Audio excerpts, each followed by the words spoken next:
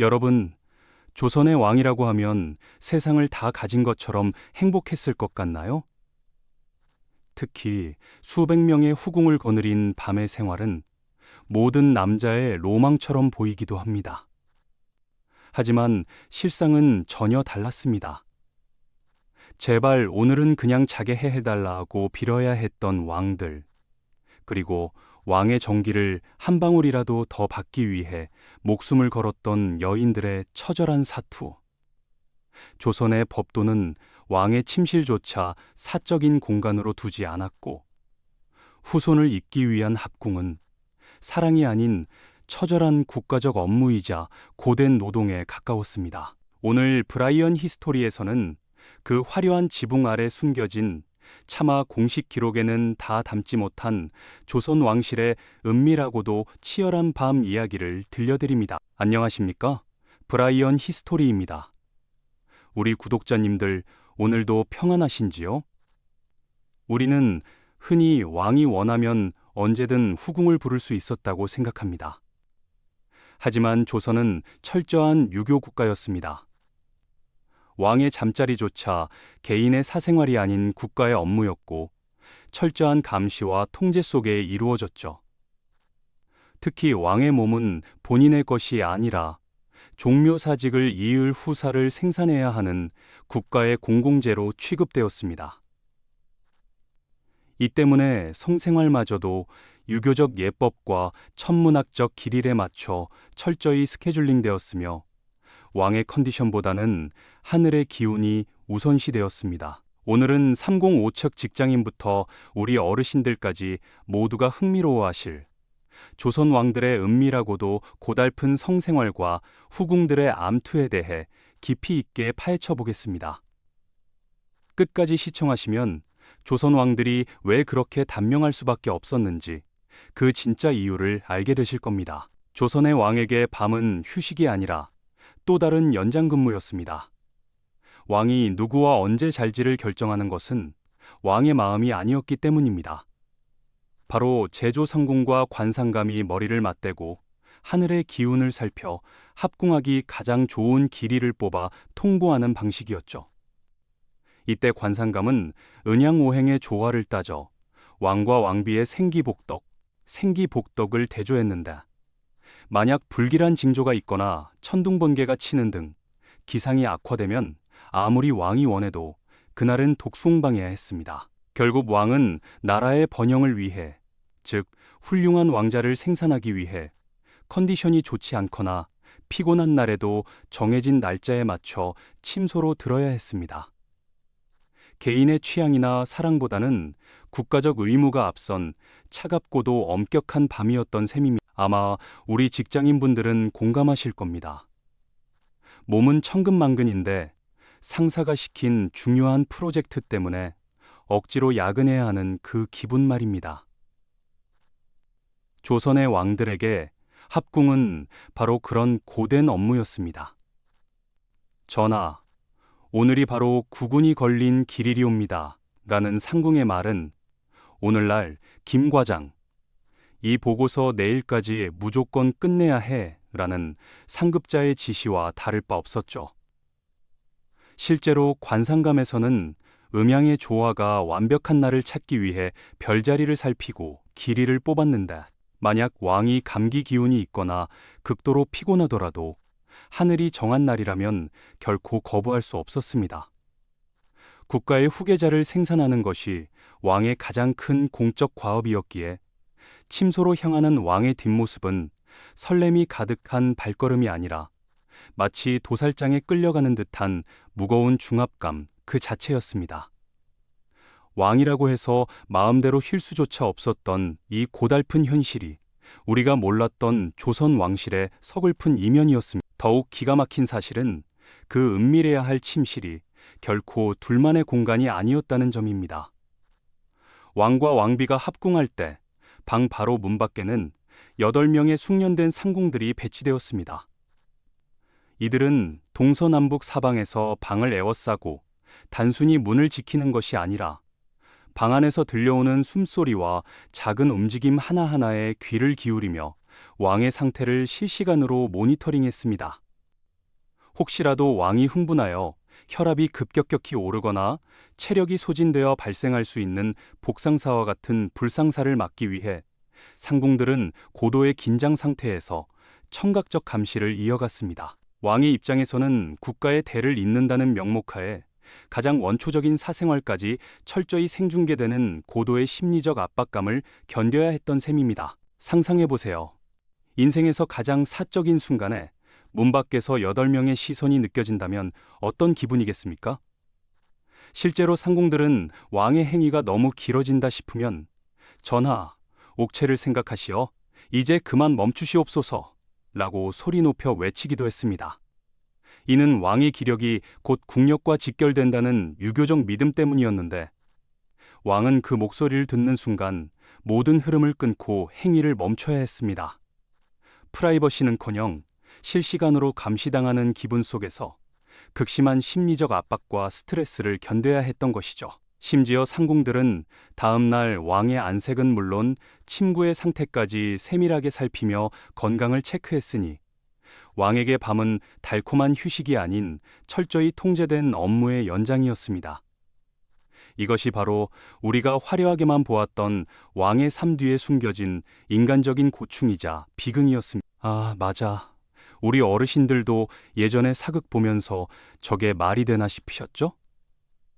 그런데 이것은 엄연한 기록에 근거한 사실입니다.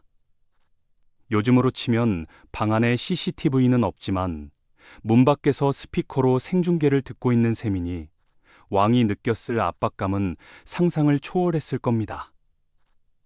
실제로 기록에 따르면 상궁들은 단순히 소리만 듣는 것이 아니라 왕이 너무 흥분하여 기운이 급격히 빠지지는 않는지 혹은 왕비의 건강에 무리가 가지 않는지 체크하며 적정 시간을 조절하는 실질적인 통제관 역할까지 수행했습니다. 이런 환경에서 왕이 진정으로 행복했을까요? 부와 권력을 다 가졌어도 가장 기본적인 자유이자 본능조차 타인의 철저한 감시 아래 통제받아야 했던 왕의 삶이 참으로 아이러니하게 느껴지는 대목입니다. 종묘사직을 이을 귀한 후사를 얻어야 한다는 국가적 명분 아래 조선의 왕은 한 인간으로서 누려야 할 최소한의 존엄과 프라이버시조차 기꺼이 포기해야만 했던 것입니다. 왕도 이렇게 힘든데 왕의 선택을 받아야만 살 수 있었던 후궁들과 궁녀들의 삶은 그야말로 소리 없는 전쟁터였습니다. 수백 명, 많게는 수천 명의 궁녀 중 단 한 번이라도 왕의 승은을 입는다는 것은 오늘날 로또 당첨보다도 어려운 일이었죠. 일단 왕의 눈에 띄어야 했기에 그들은 처절한 노력을 기울였습니다. 왕이 산책하는 길목에 꽃향기가 나는 향수를 미리 뿌려두거나 내시들에게 몰래 뇌물을 주어 왕의 동선을 파악해 우연을 가장한 만남을 연출하는 것은 기본이었습니다. 심지어는 왕의 시선을 끌기 위해 화려한 비단옷을 구하거나 피부를 백옥처럼 바꾸는 비방까지 공유되곤 했습니다. 하지만 이런 치열한 경쟁 끝에 한번 승은을 입어 후궁이 되더라도 비극은 끝나지 않았습니다. 왕자를 낳아 권력을 잡지 못하면 언제든 잊혀 빗방 신세로 전락할 수 있는 냉혹한 서바이벌 게임의 현장이 바로 이곳이었습니다. 평생 평생의 뒷모습만 바라보다 늙어가는 여인들에게 구중궁궐은 화려한 감옥과도 같았을 것입니다. 어떤 궁녀들은 왕의 관심을 끌기 위해 특별한 화장법을 개발하거나 밤마다 달을 보며 기도하기도 했습니다. 당시 궁녀들 사이에서는 복숭아꽃 물로 세수를 하여 피부를 백옥처럼 가꾸거나 왕이 지나가는 길목에 향이 강한 꽃을 심어 시각과 후각을 자극하는 치밀한 전략이 동원되었습니다. 하지만 경쟁자가 워낙 많다 보니 질투와 암투가 끊이지 않았죠. 누군가 왕의 총애를 독점하면 다른 쪽에서는 저주 인형을 땅에 묻거나 음해하는 일이 빈번했습니다. 실제로 중종의 후궁이었던 경빈 박씨는 작서의 변이라는 사건에 휘말려 세자를 저주했다는 혐의로 비참한 최후를 맞이하기도 했습니다. 왕의 정기를 한 방울이라도 더 받기 위해 벌였던 이 밤의 전쟁은 겉으로는 우아해 보이는 궁궐을 거대한 욕망과 슬픔의 늪으로 만들었습니다. 이렇게 치열하고 고달픈 밤을 매일같이 보내다 보니 왕들의 몸이 성할 리가 없었습니다. 잦은 합궁과 과도한 스트레스는 왕의 기력을 바닥나게 했죠. 그래서 조선 왕실에서는 왕의 정력을 보충하기 위해 온갖 진귀한 보양식을 올렸습니다. 백사를 고아 만든 보양고나 해구신, 진해, 그리고 수백 년 된 산삼 같은 강장제들이 매일같이 수라상에 올랐고 왕들은 이를 만병통치약처럼 믿고 섭취했습니다. 심지어 정력에 좋다는 이유로 동물의 생식기를 요리해 먹기도 했는데 이는 오늘날의 관점에서 보면 극심한 콜레스테롤 과다와 영양 불균형을 초래하는 매우 위험한 식단이었습니다.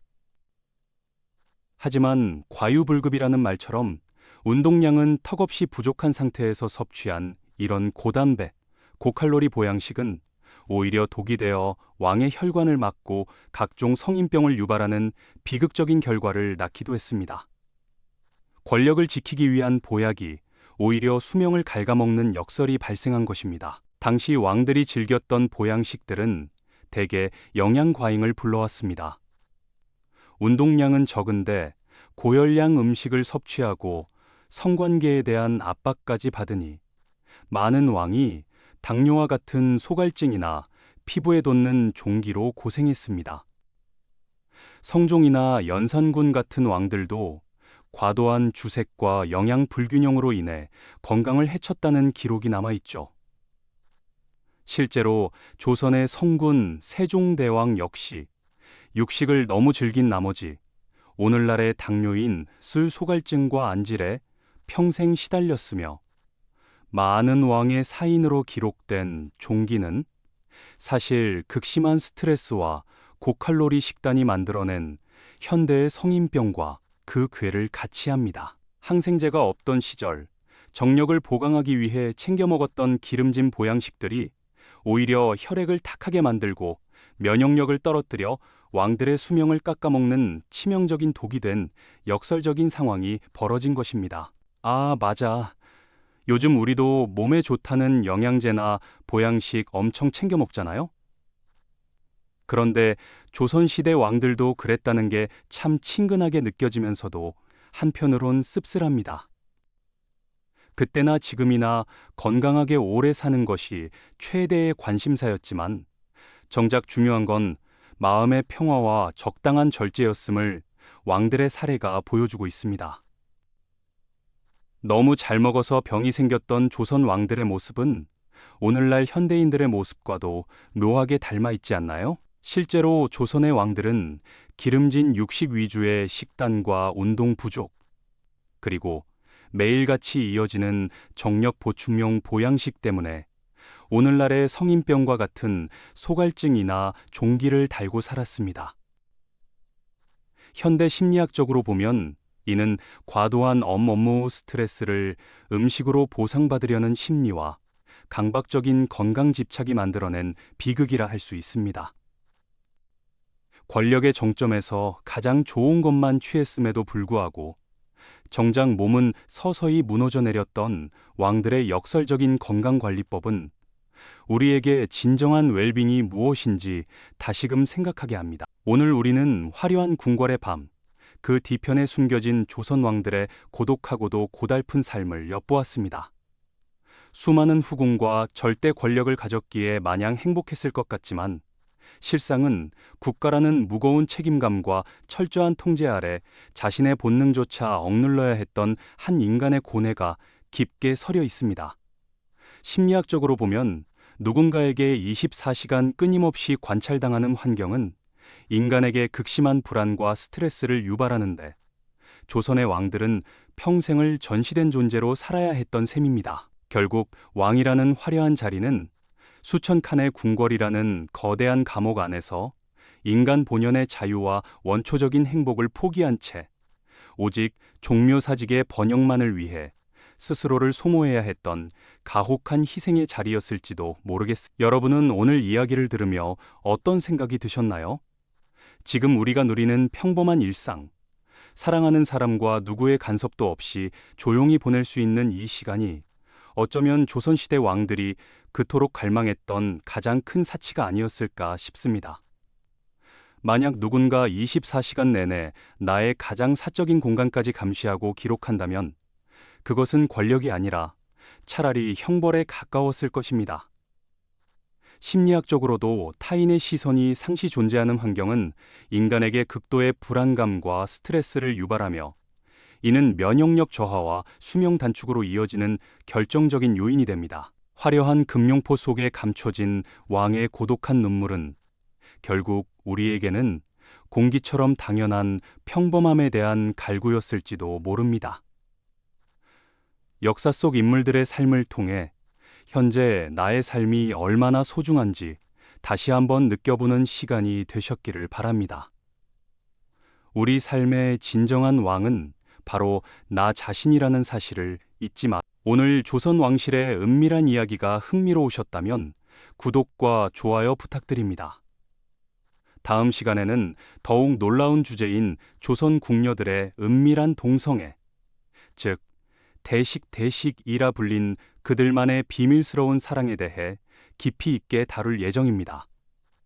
남성 중심의 엄격한 유교 사회였던 궁궐 안에서 평생 왕의 승은만을 기다리다 지친 여인들이 서로의 외로움을 달래기 위해 맺었던 이 슬픈 연대는 당시 왕실에서도 큰 골칫거리였습니다. 세종대왕의 며느리였던 순빈봉 씨가 궁녀와 동성애 행각을 벌이다 폐위된 충격적인 사건 등 파격적인 역사 비화를 준비했으니 알림 설정을 통해 놓치지 마시길 바랍니다. 브라이언 히스토리는 여러분의 소중한 댓글을 기다립니다. 오늘 영상 보시고 느낀 점이나 평소 궁금했던 역사가 있다면 편하게 남겨주세요. 제가 직접 읽고 정성껏 답변 드리겠습니다. 오늘도 긴 시간 함께 해주셔서 진심으로 감사합니다. 우리 브라이언 히스토리 가족 여러분, 날씨가 쌀쌀해지는데 건강 유의하시고 항상 평안하시길 바랍니다. 저는 다음 영상에서 더 재미있고 유익한 역사 이야기로 찾아뵙겠습니다. 여러분의 하루가 조선의 어느 길일보다 더 복되고 행복하시길 기원합니다. 사실 기록에 따르면 조선 왕들의 평균 수명은 고작 40대 중반에 불과했다고 합니다. 화려한 권력 뒤에 숨겨진 극심한 스트레스와 24시간 통제된 삶이 얼마나 무거운 것이었는지 다시금 생각해보게 됩니다. 여러분만큼은 과거 왕들의 화려한 권세보다 훨씬 더 값진 개인의 자유와 건강을 마음껏 누리시길 진심으로 응원합니다. 감사합니다. 평안한 밤